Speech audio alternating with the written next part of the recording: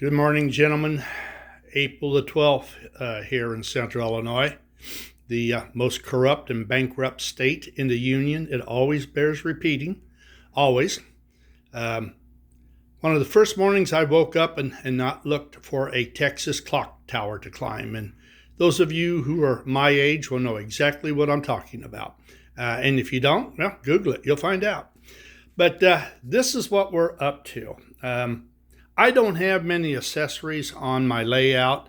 Accessories take up a lot of space, and while I like them, I'd rather have more track so I can run stuff with. But what I wanted to show you was, I like the small stuff. These are, the suitcases here are by Marks. But what I just picked up, and what is really neat, is this is an Eveready blade disposal tin, and it's set up like a trunk. And lo and behold, it's absolutely perfect for the station cart. Put it on there, and you've got something else for the station porter to do. So if you guys are looking for small things to add to your station or to a passenger car or whatever, I'd recommend you look this Eveready up. They're very reasonable, way more reasonable than the Marks trunks, and they look good on the layout. Especially, well, of course, they're before the war, so excellent for pre-war. The other thing I'm working on, I told you I'm going to make another power truck. Well, this is what we're up to. I had started this some time ago, and I was going to make it. Got it all laid out. And this is a half inch wide piece of brass. Since I'm not a machinist, I have to have a starting point. Well, the starting point in this case is where the drive wheel goes. Once I've got that set up, then what I do is you'll notice this. You can see that I've got this all laid out. Well, this is set up for 1/4 inch standoffs. So when I put a 1/4 inch standoff where those holes are drilled, everything is flush.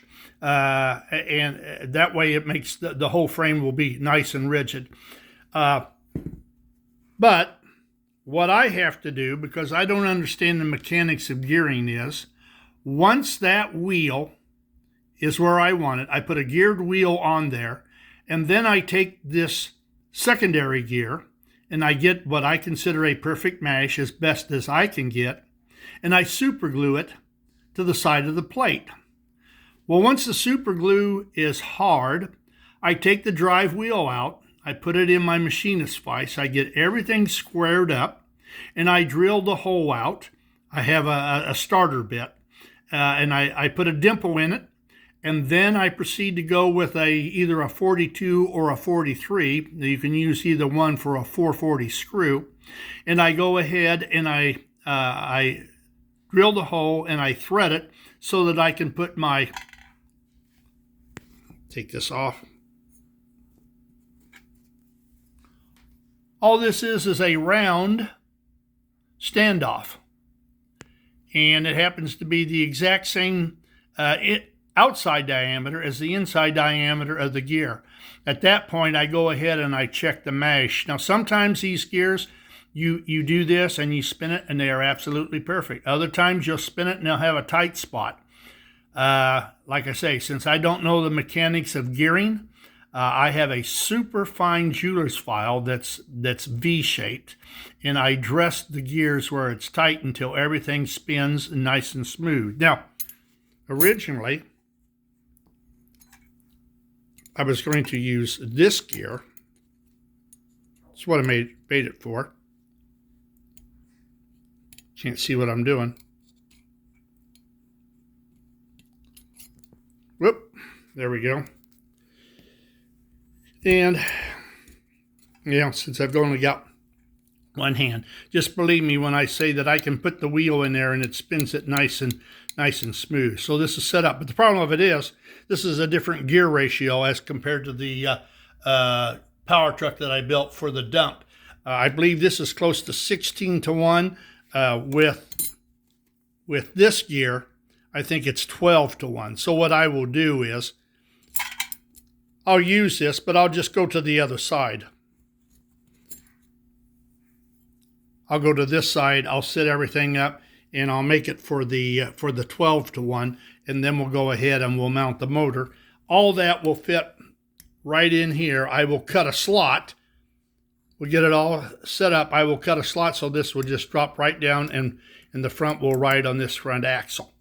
But that's what we're doing with that right now. And here again, if you're into little stuff to put on your layout, you can't do any better than this Everready junk blade holder. A nice one to have. And like I say, you can find them out on eBay. That's where I got this one.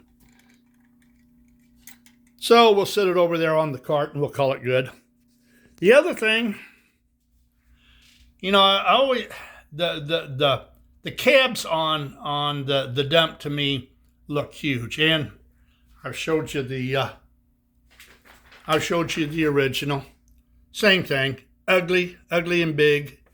But what I like is when I take and I hook it to another dump, without cabs, of course, it looks proportional. The cabs at that point do not look out of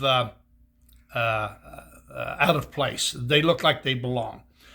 So it's nice that that car can that dump can pull that car, and it will be even nicer when I double power truck it, because it will pull it all the better. So that's what we're up to on this. Oh, by the way, the clock tower statement right there is where my engine smacked in my cup of coffee. It spilled it all over the doggone place. First time that's happened in the 13 years that I've had the layout up here. I guess I'm just getting old and senile. But this looks good as a, shall I call it a unit train? But you'll see how nice it looks as it goes around.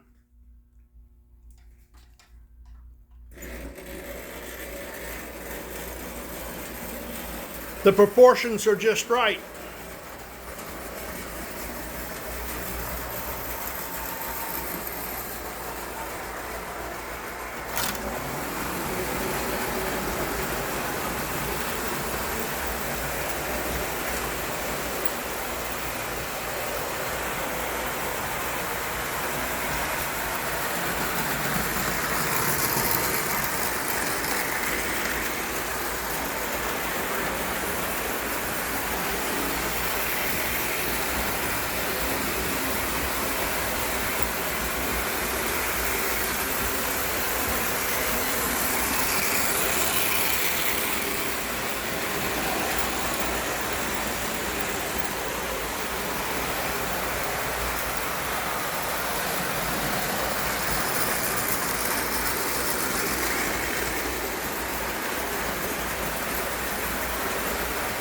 Yeah, that makes a nice train. And I almost wish I could pull one more car with it, and maybe with the second truck, I could.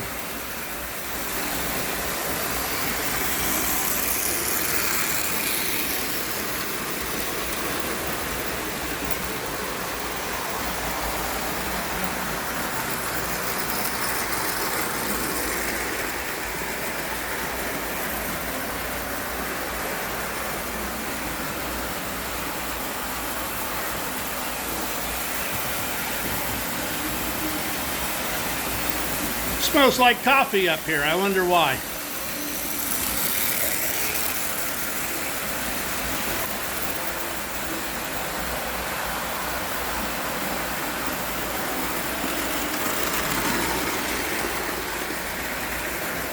All right, guys.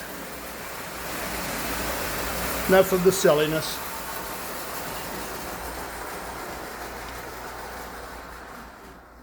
But yeah, this is what I'm up to. I'm looking forward to working on this this power truck. This will be the third one that I've made. I got the same thing in the trolley that was running. I just expanded the wheelbase so as to cover the journal caps on it. It just made it more proportional to the body. So that's where we're up to. You guys have a good weekend, and it's going to be nice and warm out here today. We're, well, warmer than it was. So we'll talk with you later. Toodaloo.